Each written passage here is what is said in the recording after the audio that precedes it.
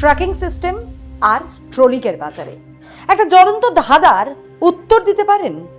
যে দেশে 30 বছর আগের নিউজিল্যান্ডের একটা মাফলার আলমারিতে সযত্নে তুলে রাখা যায়, সেই দেশেরই খোদ 56 ইঞ্চির হেড স্যারের মহামূল্যবান শিক্ষাগত ডিগ্রিটা কোন ফাইডে হারিয়ে যায়? তার উত্তর আজও গোলক ধাঁধায়। অথচ বিরোধী দলনেতা রাহুল গান্ধী কটার ফ্লাইটে কোন দেশে গেলেন, কার সঙ্গে কফি খেলেন, তা নিয়ে শাসক দলের আইটি সেলের রাতের ঘুম ছুটে যায়। আজকের খবরটা নয়, বরং তার ভেতরের খবরটা এমনই মজার, যেখানে রাহুল গান্ধীকে নিখোঁজ সাজাতে গিয়ে স্বঘোষিত চাণক্যরা নিজেরাই ট্রোলের গোলক ধাঁধায় নিখোঁজ হয়ে গেলেন। আর ডিজিটাল ইন্ডিয়ার আমজনতা বুক ঠুকে বুঝিয়ে দিল, মুখে দেশাত্মবোধের ফাঁকা ফানসু ওড়ানো আর হোয়াটসঅ্যাপ ইউনিভার্সিটিতে বসে দেশ চালানো দুটো এক জিনিস নয়। হে আইটি সেল, তিষ্ট ক্ষণকাল। আজ তোমাদেরই ট্রোলের আয়নায় তোমাদেরই আসল চেহারাটা একটু ঘুরিয়ে দেখানো যাক। পুরো ভিডিওটা দেখবেন, বুঝতে পারবেন হাওয়া এবার সত্যিই ঘুরছে। নমস্কার, আমি স্নেহা মুখার্জি, আর দৈনিক সংবাদ অনলাইনে আপনারা দেখছেন খবরের পেছনের খবর। প্রথমে আপনাদের একটা টুইট দেখাবো, যা 12 জুলাই এক্সে পোস্ট করেছিলেন আইটি সেলের কর্ণধার অমিত মালব্য। তারপর দেখাবো মালব্যের সেই টুইট দেশের আমজনতার তরফে কিভাবে বুমেরাং হয়ে স্বয়ং মহামানবকেই হাসির খোরাক করে তুলল। গল্পটা শুরু হচ্ছে এক অদ্ভুত নিরুদ্দেশ সংবাদ দিয়ে। না না না না না, কোনো সাধারণ মানুষ এখানে নিখোঁজ হয়নি। খোদ দেশের প্রধান বিরোধী দলনেতা রাহুল গান্ধী নাকি উধাও। আসরে নেমেছেন বিজেপির আইটি সেলের সর্বেসর্বা অমিত মালব্য। প্রায় হাহাকারের সুরে তিনি ইংরেজিতে লিখেছেন, কেউ কি জানেন রাহুল গান্ধী কোথায় আছেন? তিনি কোন দেশে ছুটি কাটাচ্ছেন? তিনি কার সঙ্গে আছেন? তিনি এতবার কাদের সঙ্গে দেখা করতে যান? তিনি ভারতের বাইরে দীর্ঘ সময় ধরে আছেন এবং কেউ জানে না তার অবস্থান কোথায়। ধন্য সেলুকাস, যেন দেশের কোনো সিকিউরিটি এজেন্সি নয়, রাহুল গান্ধীর ট্রাভেল এজেন্ট হওয়ার দায়িত্বটা অমিত বাবু নিজেই কাঁধে তুলে নিয়েছেন। কিন্তু মুশকিল হলো, রাজনীতির হাওয়া এখন বড় অদ্ভুত। রাহুল গান্ধীকে নিয়ে এই উদ্বেগ প্রকাশ করতে গিয়ে বিজেপির আইটি সেল যে উল্টে নিজেদের পায়ে কুড়ুল মেরে বসবে, তা হয়তো তারা নিজেরাও ভাবেননি। অমিত বাবুর এই পোস্টের পর সোশ্যাল মিডিয়ার পাবলিক যা বিনোদন শুরু করলো, সেটাই আজকের বিষয়। ওহ, সে কি রঙ্গ ব্যঙ্গ! অমিত বাবুকে লক্ষ্য করে আমজনতার তরফে ধেয়ে আসা টুইটের বন্যা, সবটা বললে 1 ঘন্টার বেশি সময় কভার হয়ে যাবে। তার থেকে বরং বাছাই করে জনতা জনার্দন যে কটা মোক্ষম প্রশ্ন তুলেছে সেগুলিই বলি। আচ্ছা, 1947 সাল থেকে আজ পর্যন্ত ভারতের ইতিহাসে কখনো দেখেছেন দেশের একটা প্রথম সারির রাজনৈতিক দল এই স্তরে নেমে এসে সোশ্যাল মিডিয়ায় কানা ছোনাছুরি করে? আগে যে সমস্ত গালগল্প আর কানাকানি গ্রামের চণ্ডী মণ্ডপে বা চায়ের দোকানে সীমাবদ্ধ থাকতো, আজ সেটাকেই রীতিমতো সংগঠিত রূপ দিয়ে দেওয়া হয়েছে সরকারি তকমা লাগিয়ে। কিন্তু পাবলিক তো বোকা নয়। আইটি সেলের এই সুসংগঠিত আক্রমণের বেলুন ফাটাতে নেটিজেনরা বেশি সময় নিলেন না। এক এক্স ব্যবহারকারী যেমন সোজা মোদিজিকে নিশানা করে তীর ছুঁড়লেন, মোদিজি নিউজিল্যান্ডের একটা সাধারণ মফলার 30 বছর ধরে সযত্নে আগলে রাখতে পারলেন, অথচ নিজের শিক্ষাগত ডিগ্রিটাই সাবধানে রাখতে পারলেন না। ভাবুন তো একবার, তীরটা লাগলো কোথায়? তার আগে নরেন্দ্র মোদী এবং তার সাধের নিউজিল্যান্ডের মাফলার বৃত্তান্তটা সংক্ষেপে বলি। প্রায় 3 দশক আগের ঘটনা। দেশের প্রধানমন্ত্রী তো দূরস্থ, গুজরাটের মুখ্যমন্ত্রীও হননি। আরএসএস এর একনিষ্ঠ প্রচারক হিসেবে দেশ বিদেশ ঘুরে সংগঠন গোছাচ্ছেন। সেই 90-এর দশকের গোড়ার দিকে কোনো এক শুভক্ষণে মোদীজি গিয়েছিলেন নিউজিল্যান্ডে। সেখানে গিয়ে আর 5টা সাধারণ পর্যটকের মতোই তিনি একটা উলের মাফলার কিনলেন। গাঢ় রঙের বেশ পুরু মাফলার। ব্যাস, প্রেম জমে গেল। সাধারণ মানুষ একটা জামা বা মাফলার বড়জোর 4-5 বছর পরে। কিন্তু আমাদের মোদিজি তো সাধারণ নন। তিনি তো সেই নিউজিল্যান্ডের মাফলারটিকে এমন জাদুকরি উপায়ে আগলে রাখলেন যে দেখতে দেখতে 30টা বছর কেটে গেল। তিনি গুজরাটের মুখ্যমন্ত্রী হলেন, মাফলারটি অক্ষত রইল। তিনি দেশের প্রধানমন্ত্রী হলেন, মাফলারটি তখনও তার তরতাজা। গত 11 জুলাই শনিবার নিউজিল্যান্ডের অকল্যান্ড স্টেডিয়ামে প্রবাসী ভারতীয়দের মঞ্চ। নিউজিল্যান্ডে দুপুর 2টো, আমাদের এখানে তখন ওই সকাল 8টা। ভারতীয় প্রবাসীদের উদ্দেশ্যে ভাষণ দিতে গিয়ে মোদি হঠাৎ নিচের গলায় থাকা মাফলারটি খুলে দেখান। তারপর বললেন, দেখেছেন, এটি কোনো নতুন মাফলার নয়, 25 থেকে 30 বছর আগে। আমি তখন প্রধানমন্ত্রী তো দূরের কথা, জনজীবনেও পরিচিত ছিলাম না। তখন ব্যক্তিগত সফরে নিউজিল্যান্ডে এসেছিলাম। সেই সময় একে নিউজিল্যান্ডবাসী আমাকে 3টে উপহার দিয়েছিলেন, একটি মাফলার, একটি টুপি এবং একজোড়া গ্লাভস। এরপরই কথায় আসে নাটকীয় মোচড়। প্রধানমন্ত্রী বললেন 3 দশক পরেও সেই মাফলারটি আমি যত্ন করে রেখে দিয়েছিলাম, বহুবার ব্যবহারও করেছি। এবার নিউজিল্যান্ড সফর চূড়ান্ত হওয়ার পর যখন শুনলাম আবহাওয়া ঠান্ডা থাকবে, তখন ইচ্ছে করেই সেই পুরনো মাফলারটা সঙ্গে নিয়ে এসছে।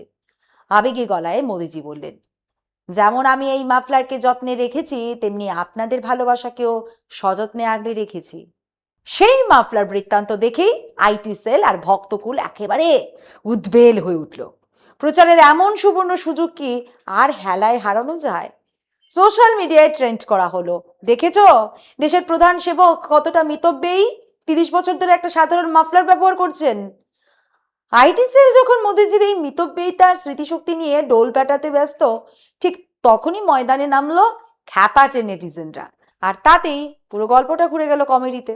পাবলিক সোজা প্রশ্ন তুলে দিল, আচ্ছা মশাই, যে মানুষটার স্মৃতিশক্তি এবং গোছানোর হাত এতটাই প্রখর, যে ব্যক্তি 30 বছর আগের একটা বিদেশি মাফলার আলমারির কোন কোনায় রাখা আছে তা ঠিক খুঁজে বের করে গলায় জড়াতে পারেন, সেই মানুষেরই 70-এর দশকের কলেজের আসল শিক্ষাগত ডিগ্রিটা কোন ফাইলে বা কোন আলমারিতে হারিয়ে গেল যে সেটা কোর্ট কাছারি করেও আর খুঁজে পাওয়া গেল না।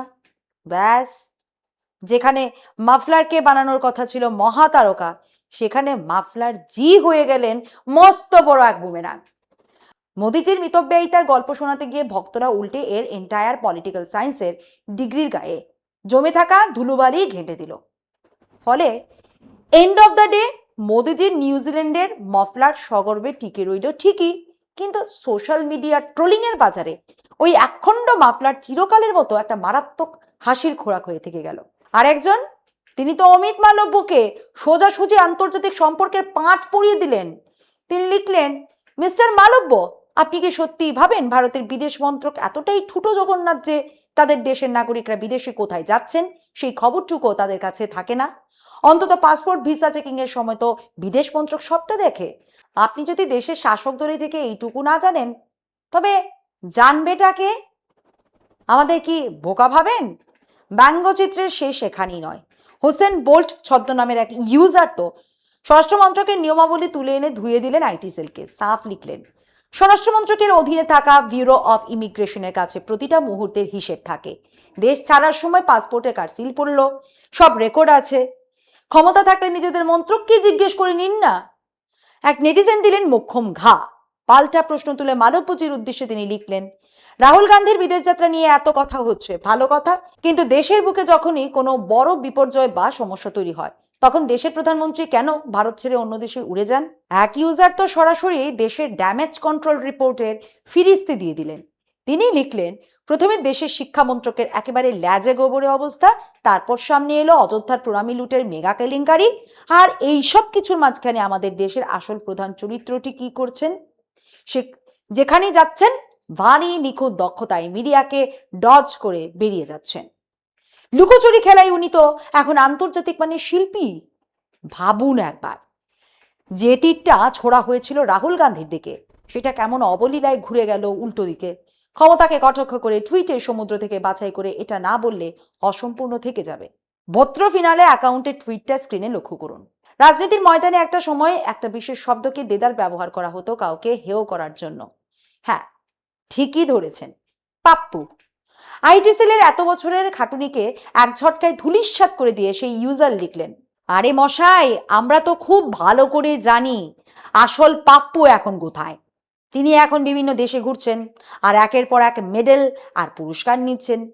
রাহুল গান্ধী তো আর এই দেশের প্রধানমন্ত্রী নন। আসল প্রধানমন্ত্রী যিনি, তিনি হলেন আসল পাপ্পু, বহু মেডেলে ভূষিত পাপ্পু মহারাজ। আর এই লেখার ঠিক নিচে জেনারেলের পোশাকে মোদিজির কাল্পনিক ছবি, তার গোটা পোশাকে খোদিত অজস্র মেডেল। ট্যাগলাইন দেওয়া, আমরা আমাদের মাল্টি প্রাইজ উইনারকে নিয়ে গর্বিত। রঙ্গব্যঙ্গ থেকে এবার মূল প্রসঙ্গে আসি। আসলে এই গোটা ঘটনাগুলো কিসের ইঙ্গিত দেয় জানেন? এটা হলো হাওয়া বদলের মোক্ষম ইশারা। যারা এই দেশে একচেটিয়া ট্রোলিং এর সংস্কৃতি তৈরি করেছিলেন, আজ সাধারণ মানুষ তাদের এই অস্ত্র তাদের দিকে ঘুরিয়ে দিচ্ছেন। 2014 সালের নির্বাচনে যে সোশ্যাল মিডিয়াকে বিজেপির তুনিরের সবচেয়ে বড় বান মনে করা হতো, 2026-এ এসে সেই সোশ্যাল মিডিয়াই আজ শাসক দলের সবচেয়ে বড় লাইবিলিটি হয়ে দাঁড়িয়েছে। জনতার এই অংশটা কিন্তু কোনো রাজনৈতিক দল নয়, এটা সাধারণ মানুষ, কমন ম্যান। এরা খুব ভালো করেই জানে যে সরকার চাইলে 1 মিনিটে আইপি অ্যাড্রেস ট্র্যাক করে এদের ধরে ফেলতে পারে। ফেক হ্যান্ডেল বানিয়েও পার হওয়া যাবে না, কিন্তু তা সত্ত্বেও মানুষ লিখছে, চোখে আঙ্গুল দিয়ে পাবলিক প্ল্যাটফর্মে প্রশ্ন তুলছে। তার মানেটা কি? তার মানে খুব পরিষ্কার, মানুষের মন থেকে ভয়টা ক্রমশ কেটে যাচ্ছে। এখন আর কেউ গুটিয়ে থাকছে না। ট্রোলের ভাষা যদি আক্রমণাত্মক হয়, তবে সাধারণ মানুষও এখন পাল্টা জবাব দিচ্ছে একেবারে শাসকের নিজস্ব ভাষায়। অমিত মালব্য মহাশয় বোধহয় ভাবতেও পারেননি রাহুল গান্ধীর বিদেশ সফর নিয়ে একটা পোস্ট করে তিনি খোদ মোদিজি আর আরএসএস এর জন্য এমন বিপদের ঘন্টা বাজিয়ে দেবেন। যে সোশ্যাল মিডিয়া একদা ছিল চাণক্যদের অশ্বমেধের ঘোড়া, আজ সেটাই তাদের সবচেয়ে বড় বোঝা। রাহুল গান্ধী কোথায়, রাহুল গান্ধী কোথায় বলে শ্রদ্ধেয় অমিত মালব্য মশাই যখন টুইটারে কাঁদছেন, তখনই খবর এলো রাহুল গান্ধী সশরীরে ভারতে ল্যান্ড করে গেছেন। অমিত বাবু ট্র্যাকিং সিস্টেমটা এবার একটু আপডেট করা দরকার। কি বলেন আপনারা? কিন্তু এই দেশের সমীকরণটাই আলাদা। এই দেশে কখনো প্রধানমন্ত্রীর কাছে হিসেব চাওয়া যাবে না। দেশ রসাতলে গেলে দায়ীকে বিরোধী দলনেতা, অর্থনীতি ডুবলে দায়ীকে বিরোধী দলনেতা। আর যদি প্রত্যন্ত গ্রামে সরু নদীর উপর একটা সাঁকোও তৈরি হয়, তবে তার ফিতে কাটতেও স্বয়ং প্রধান সেবক হাজির হয়ে যাবেন।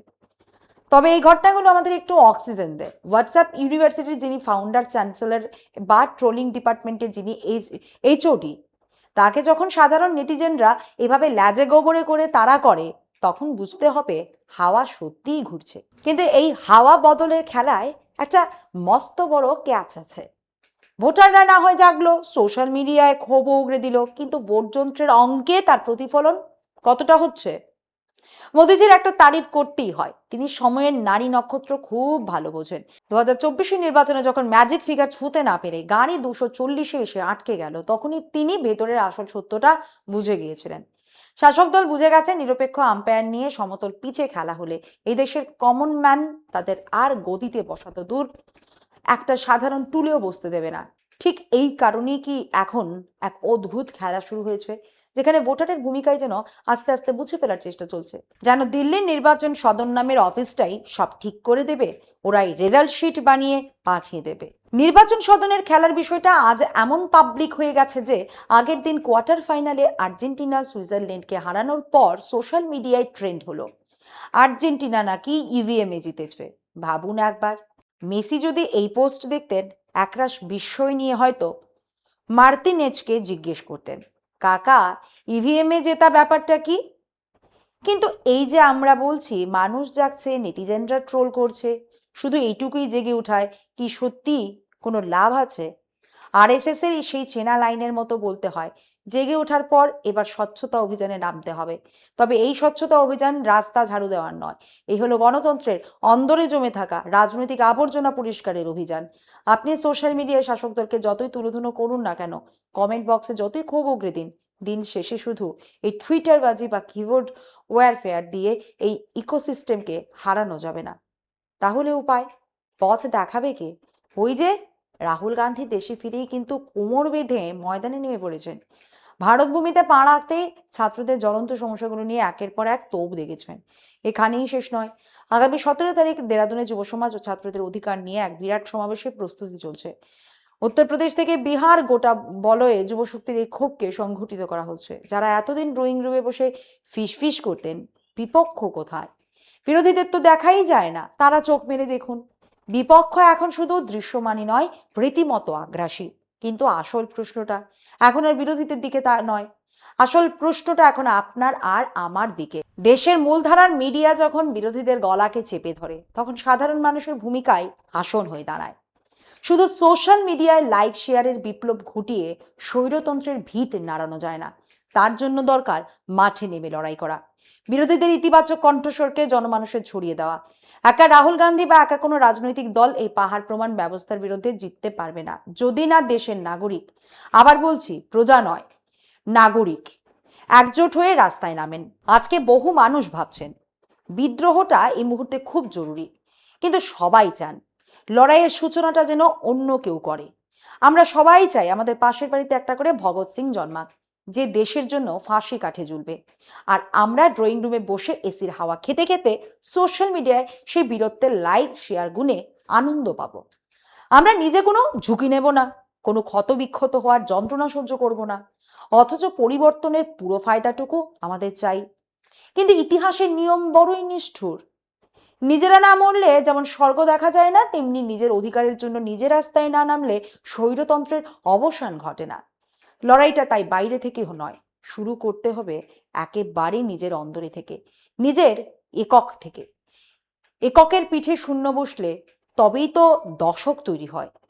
একজন মানুষকে নিয়ে তৈরি হয় পরিবার, পরিবার থেকে পাড়া, পাড়া থেকে জেলা, জেলা থেকে রাজ্য, আর রাজ্যগুলো জুড়েই তো গড়ে ওঠে একটা গোটা দেশ। এটাই তো সমাজবিজ্ঞানের আদি পাঠ। এই যে রাষ্ট্র, এই যে দেশ, আমরা প্রত্যেকে তার এক একটা ক্ষুদ্রতম একক বা ইউনিট। আমরা কেউ একা একটা গোটা দেশ নই। কিন্তু মুশকিল হলো আমাদের দেশের প্রধানমন্ত্রী নরেন্দ্র মোদীজি এবং ওর অন্ধভক্তদের মনে একটা মস্ত বড় ভুল ধারণা তৈরি হয়েছে যে মোদী দেশ আর দেশই মোদী। ভুল, চরম ভুল। এই গণতন্ত্রের সুশীলবাবু যেমন একটা ইউনিট, মায়াদেবী যেমন একটা ইউনিট, ঠিক তেমনি নরেন্দ্র মোদী আসলে একটা সাধারণ ইউনিট মাত্র, তার বেশি কিছু নন। ফলে নিজে একক হিসেবে সৎ না হয়ে, নিজের চারপাশের মানুষের প্রতি বিশ্বস্ত না হয়ে যারা দূর আকাশে চেয়ে সবার আগে দেশ বলে দেশপ্রেমের নামে ফাঁকা ফানুস উড়ায়, তাদের চেয়ে বড় ভণ্ড আর ঢপবাজ এই দুনিয়ায় দ্বিতীয় কেউ নেই। যদি সত্যি বদল চান তবে আগে নিজের এককের প্রতি সৎ হন, তবেই এই দেশ বাঁচবে, গণতন্ত্র বাঁচবে। সতর্ক থাকুন, সচেতন থাকুন। আজ এই পর্যন্তই। এমন আরো বিষয় জানতে অবশ্যই চোখ রাখুন দৈনিক সংবাদ অনলাইনের পর্দায়। লাইক, কমেন্ট আর শেয়ার করুন। দেখতে থাকুন দৈনিক সংবাদ, শুধু নামই যথেষ্ট।